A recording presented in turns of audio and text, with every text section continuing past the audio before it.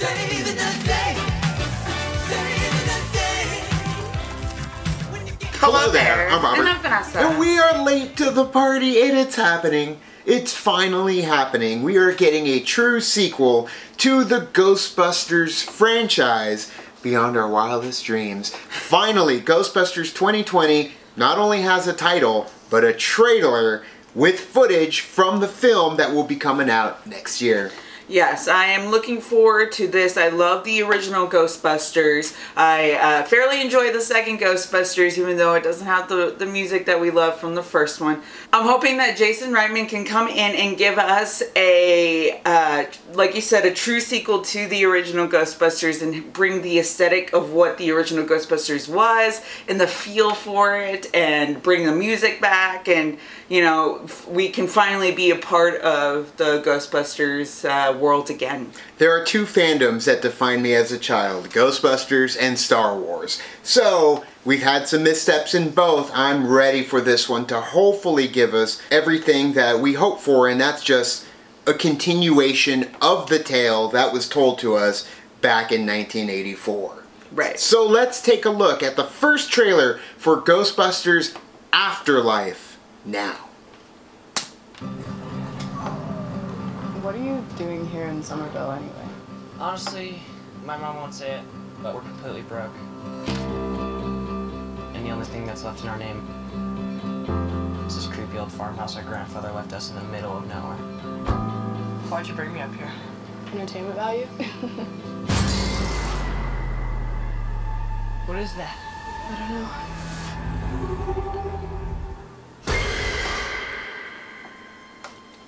Uh-oh. A town that isn't anywhere near a tectonic plate, that has no fault lines, no fracking, no loud music even, is shaking on a daily basis. Under the dining table now! Hey, remember that one summer we died under a table? I found it in my living room. Whoa, killer replica. A replica of what? A ghost trap? Yes. Oh my gosh. There hasn't been a ghost sighting in 30 years. New York in the 80s? It's like The Walking Dead. Your dad never mentioned this to you? It's just my mom. She has it. The PK PK meter. meter. Yes. My mom says we're just here to pick through the Rob Love's life. Wait a minute. Who are you? Oh, there's Spangler. Call it fate. Call it luck. Call it karma. I believe that everything happens for a reason.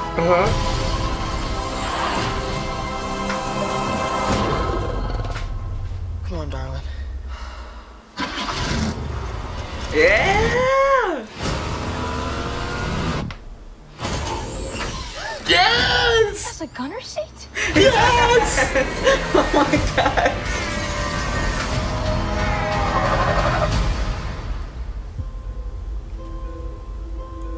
The gunner seat! Real Ghostbusters, finally! Holy crap! Oh god. That's good.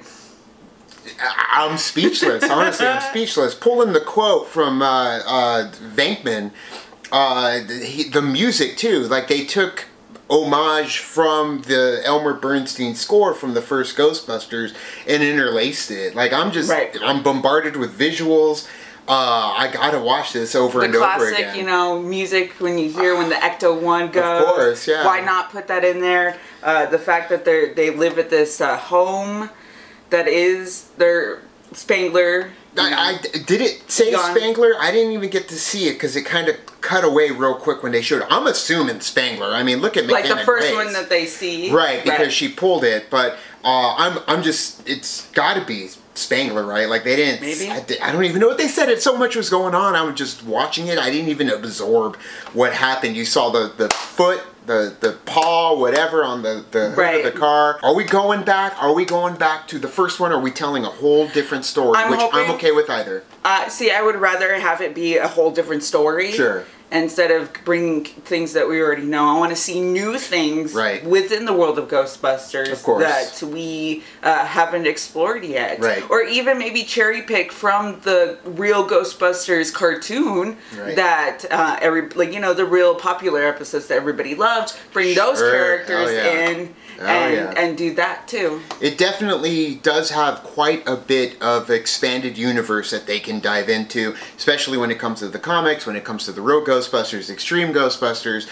There is plenty to play with Right. without having to go back to Gozer the Gozerian. Right. Granted, yes, if you wanted to bring back a little bit of the legacy that is Ivo Shandor, I'd be okay with that, but they did that already with the Ghostbusters video game. So that could be our true sequel. Now, granted, Unless they're bringing stuff from the video game too. sure, yeah, but I do feel like the story was completed if you include the video game in the story, at least when it comes to Eva Shandor and Gozer and all that. Right. So yes, completely different story if you want. We don't know what happened. Why are there no ghosts for the past 30 years? Did the Ghostbusters finally seal the deal when it came to putting a lid on the paranormal? And Maybe. whatever's going on here, down in the well, down in the deep. Maybe that's where they locked them down. Right. And they're trying to, break out. And That's- that's why when you see it, you saw the shoot of, Yeah, the green kind of come out. It could Right. be the ultimate protective grid. Right. It could be everything is contained in there because the last one blew up. And one then- big Twinkie. Yeah, we never got to really see the protection grid in Ghostbusters 2. So, where did they end up storing all the ghosts eventually that they got, caught? Right. So, yeah, putting it down underground would probably be the safest bet, especially if something were to happen again like it happened in the first Ghostbusters. And then, of course, the characters. Like, that's Right. it. They're the legacy. They are the future of this franchise because it's not about really Ray or Venkman or Spangler or Zedmore. Now, granted, yes, they definitely have a place in here. They can Right. come back and help. Of course. They can seek them out to get answers. Right. But it's got to be this crew and Paul Rudd.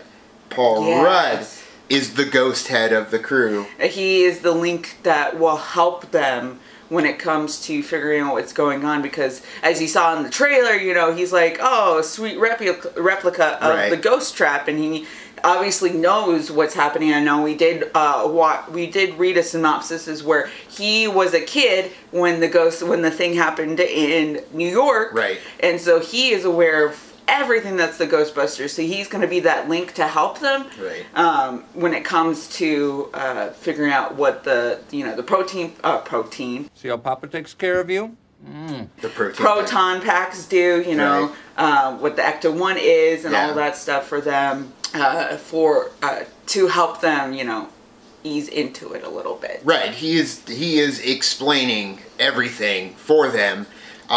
Because we're the ones that know everything. It's like, oh, come on, kid, that's a PKE meter. We know everything already. Right, and he's also going to be, even though I'm sure, the younger generation now that's going to go in watching this Ghostbusters, I'm sure that they probably watched the original Ghostbusters, or even if they didn't and they go see this movie, this could be their, opening to the Ghostbusters world and be like, oh, by the way, there are 2 other Ghostbusters that are kind of like this movie. So that, even though I don't like treading the same things, doing the reboots and doing that stuff, but it also leads to you going back and watching, the originals and watching what came before. Of course. And, respecting what came before. And I do like how you bring up the newer audience, because there are some newer, younger audience members that know Stranger Things, but don't really know Ghostbusters. So when it comes down to Paul Rudd's character, he is ushering them as well into the world of Ghostbusters. I love that they showed the news footage of them going to battle Gozer. And we are going to get some filler,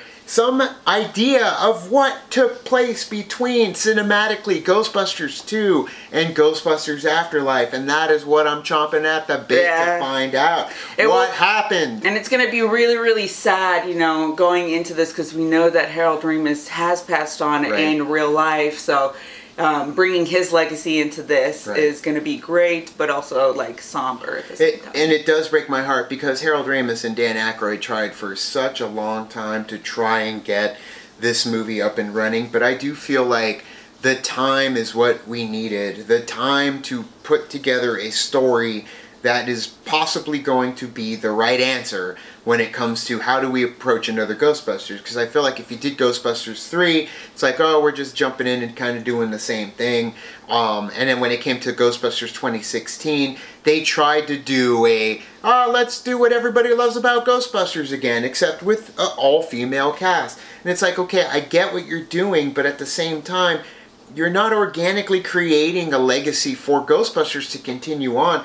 It's a gamble, and it's a gamble that didn't pay off for them in the long run, unfortunately. I mean, I would love to see, you know, female Ghostbusters in that world, but I feel like they had to do it in an organic way, you know, make it flow into the story, whereas it felt like it just didn't really fit for me. And I felt really disappointed going into that movie anyways. So, I don't know. That's a pre-perception going into a movie already. Right, well, based off of the trailers that we watched. Exactly, you were already kind of like, when it came to going in, and with this one, man, I'm excited because of what kind of effort. You're seeing the love, you're seeing the care, you're hearing the music, you're hearing the aspects of Ghostbusters that reign true to my fandom when it was, you know, when I was freaking a little kid. It came out, I was like 1 year old. I remember there's a picture of me like as a 2-year-old playing with my Venkman figure, running around outside. He had his proton pack and everything, and there's a picture of me 2 years old going around and playing with this. Like, these guys were my life as a child, and I had the Ghostbusters house, I had the proton pack, everything. KE meter. Absolutely, because I wanted to be a part of this world so bad, just because these guys were my superheroes growing up. And I only got one movie, and then I got a second film, and as a child, that was the first time where I was kind of like, oh.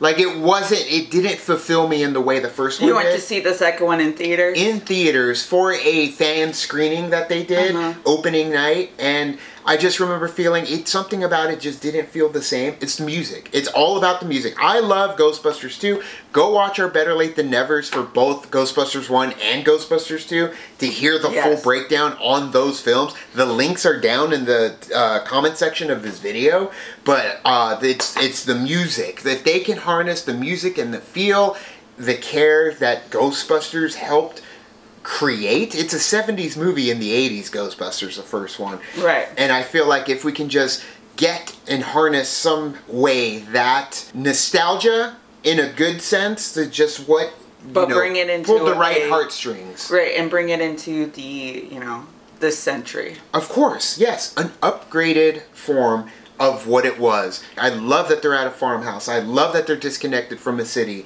I love that it's a family. It's very Conjuring. Like, it feels like a horror film, but we know it's Ghostbusters. Right, it's going to be Ghostbusters. So for that, I'm excited. I cannot wait. What did you guys think? Let us know down in the comments below.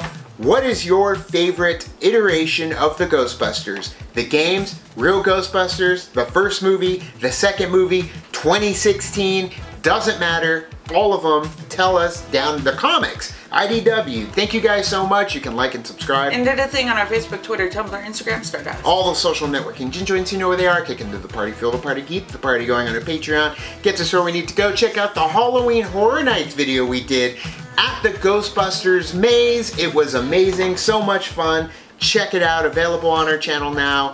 Thank you guys so much, and as always, now it's time to say goodbye. This party is over. Bye. Saving the day.